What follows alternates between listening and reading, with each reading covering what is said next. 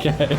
Back acne. This is something that I personally struggled with my entire life. In fact, if you look at my back, it's all loaded with scars from back acne. So I personally struggled with this, so this is really important to me. But not just that, we get a lot of questions about it, and I see a lot of patients with this. My name is Dr. Shaw. I'm Dr. Maxfield. And welcome back to our channel, Dr. Lee, where we talk about all things skincare and dermatology. Please make sure to like, comment, and subscribe, and also check the links below. We'll also have a routine that you can follow if you have back acne. People are saying that these guides are super helpful for them, so make sure you click the link below and download that free guide. So we'll talk a little bit about what causes acne, but mostly we'll focus on the treatment, some of the tricks to get ingredients to this tricky area.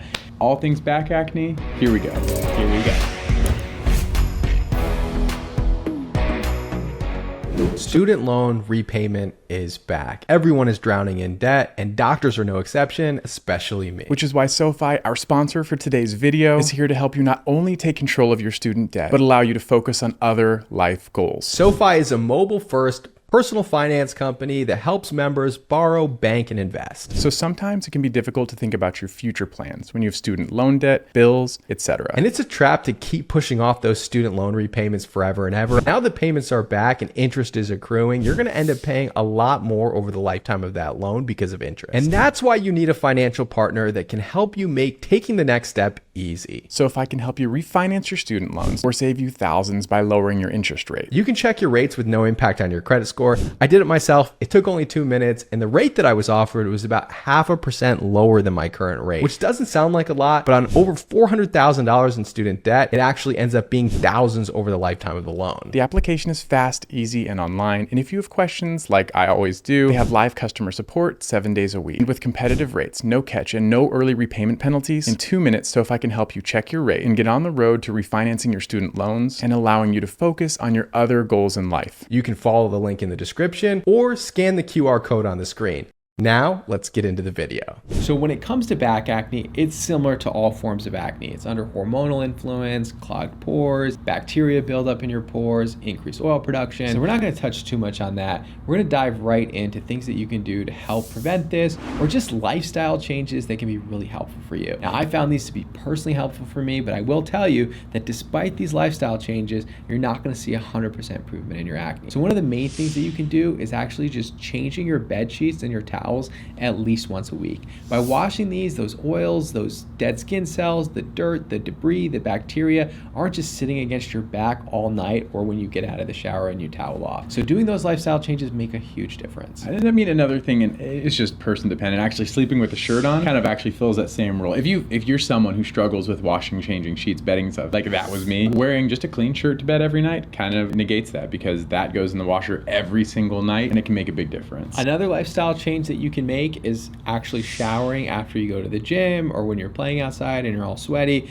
Instead of just like leaving that on all day, washing as soon as you get out of working out can also make a big difference. And then the last thing is, if you have longer hair that sits on your back, a lot of shampoos and especially conditioners are comedogenic and clog your pores. And so if you condition your hair and then you just leave it on your back, a lot of times that will clog your pores. And so tying up your hair after you shower, this is not like based on any clinical data, but this is based on experience. This can actually make a big difference also. So those lifestyle changes, if you implement them, can make a big difference. Now let's talk about some of the over-the-counter products that you can use to improve this. So the over-the-counter ingredients are largely the same for normal acne. Like I said earlier, the trick is just getting them to that spot. I mean, we deal with the back all the time. You can only reach so far. There are tricks you can use. One, you can have someone help you. Like, I know it's like a big commitment to have someone put products on your back acne for you, so not everybody's up for that. The second part of it is you can get a medicated spatula, a back buddy, so you can get ingredients. It does waste some product, but sometimes it's as good as you can get,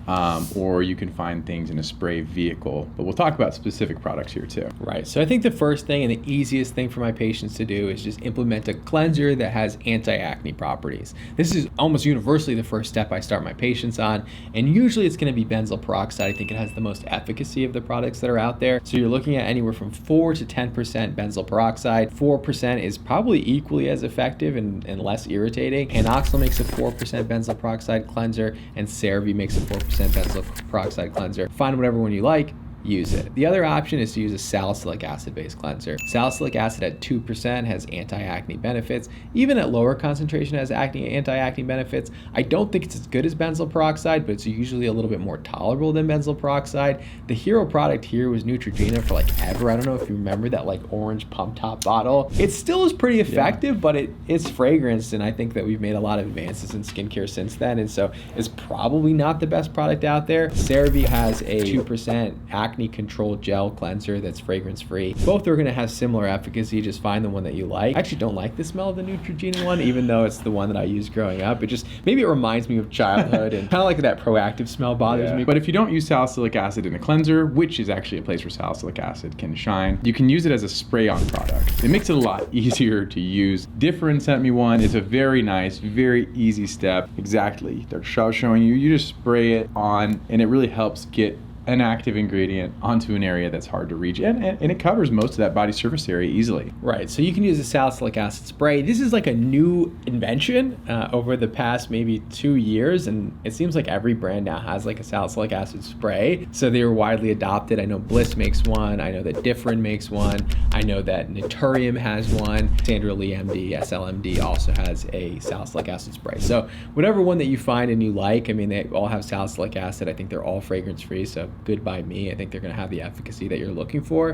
And then the next thing is that you can just apply your traditional acne products on your back by getting one of those back buddies. So you could take some Differin gel or adapalene, La Roche-Posay adapalene, smear it onto one of these little spatula back buddies, and then just put it on your back there. I find this to be like an unpractical thing to do, but if you really wanted to do it, you really wanted to avoid oral medications, I think that there's probably some benefit in doing this. I did all this. I did all these topicals before salicylic acid spray was invented, to be fair, so I hadn't tried that. But all the other things that we just talked about, I did those things, and I only saw about an 80% improvement, which I found to be like pretty frustrating for me because my back acne was extremely painful, and when I would get a bump, I would like roll over onto it, and it hurt a lot, and I would also bleed through my shirts, and I would also bleed onto my bedding, so I just hated it. So I ultimately ended up taking oral antibiotics. So let's talk about the prescription remedies that we have for back acne. The first up thing would be to just use prescription forms of what we're talking about, but I think that the main thing is trying to take oral medications to treat this. Think about it, like how many times do you see back acne,